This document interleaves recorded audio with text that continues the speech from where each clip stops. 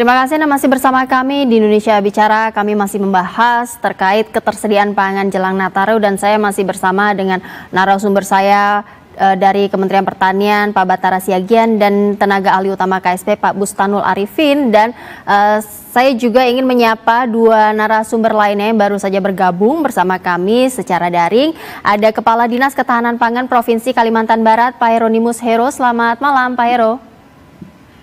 Selamat malam. Baik, selanjutnya ada Kepala Departemen Ilmu Ekonomi FEM IPB, Bu Sahara. Selamat malam, Bu Sahara. Selamat malam, Mbak. Baik, Pak Hero, tadi kami sudah membahas banyak dengan Pak Batara dan Pak Bustanul terkait bagaimana ketersediaan pangan kita jelang Nataru, gambaran besarnya di dalam negeri secara nasional. Sekarang saya ingin ke Pak Hieronimus karena saya ingin tahu kalau di Kalimantan Barat ketersediaan pangannya sekaligus harga pangannya jelang Nataru itu seperti apa, Pak? Ya, jadi di Kalimantan Barat secara umum kami bisa sampaikan bahwa ketersediaan pangan sejauh ini tersedia ya. Bahkan khusus beras kita mampu bertahan sampai 7 bulan ke depan ya. Memang faktanya tidak semua bahan pangan pokok ya bisa dihasilkan di Kalimantan Barat atau kita produksi total ya. Contoh seperti bawang putih, bawang merah, gula ya. Nah itu kita masih mendatangkan dari luar. Tetapi karena distribusinya lancar, sejauh ini lancar ya, maka ketersediaan pangan di Kalimantan Barat sampai 7 bulan ke depan, apalagi Nataru, kita masih sangat cukup ya.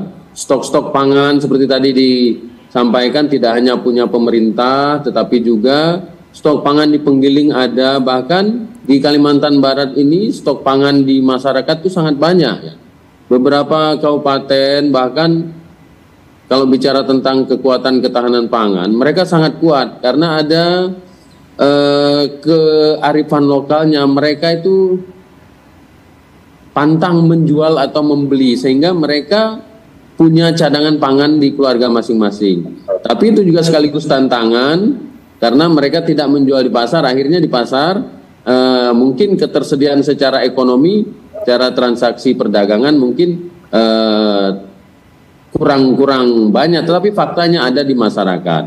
Nah ini yang kita lihat faktanya di lapangan, kestabilan harga masih terjaga dan Kalimantan Barat mungkin salah satu termasuk yang stabilisasi harganya sangat baik sejauh ini. Mungkin itu gambaran umumnya. Pak Heru, kalau di Kalimantan Barat komoditas pangan apa sih yang sebenarnya atau yang biasanya rentan dan perlu diantisipasi apalagi jelang Nataru ini? Iya, jadi yang biasanya seiring dengan peningkatan permintaan ya, yang sering mengalami gejolak harga, tapi bukan berarti stoknya tidak ada.